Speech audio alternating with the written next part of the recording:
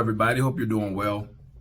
This video, I want to say, start exercising with intent. All right. And what I mean is when you're doing your workout and you're doing certain exercises, is you need to start being aware of what muscles are activating during that exercise. Okay. So if you're doing chest press, if you're doing push-ups, start being in tune with the muscles that are supposed to be activating during that workout, during that exercise, because the issue becomes is we just get so caught up on these exercises that we know and understand are supposed to be working certain groups of muscle. So we know squats help with glute strength, but what happens is our body uses the path of least resistance, okay? So how can we perform this exercise as efficiently as possible, okay? Or how can we get this person from point A to point B as efficiently as possible, all right? It does not think about, okay, this muscle does this, so we're gonna use this muscle to do this action, okay? That's not how your body reacts, okay?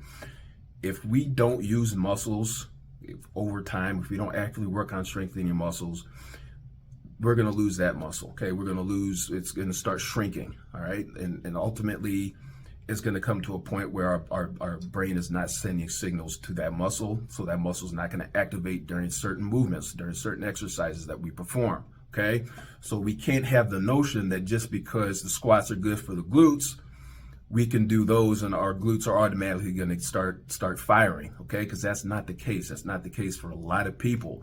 For people that have been working out for years and years, it's not the case, because they could be in a situation where their glutes are too tight, okay? So if their glutes are too tight, are the same thing. We're not going to have good signals to our glutes, or our glutes could get fatigued a lot faster, and that can cause our back to compensate over however many weeks. Next thing you know, we have back pain, or our back gives out, or we have hip issues. Whatever the case may be, that could be the result of not understanding or not feeling or being in tune with our body and our muscles that are activating during an exercise, okay? So that's why it's imperative that you start paying attention to what muscles are firing during your exercises.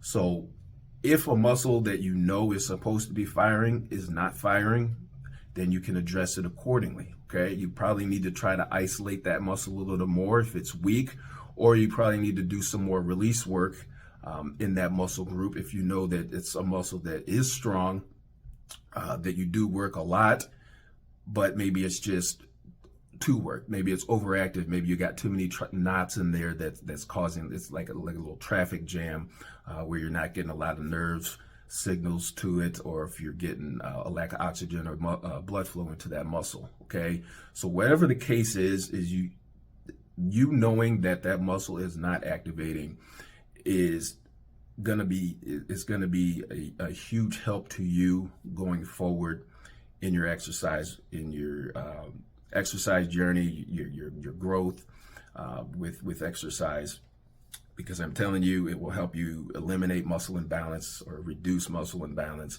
and doing those will significantly reduce your chance of injury. It will reduce the amount of pain that you have.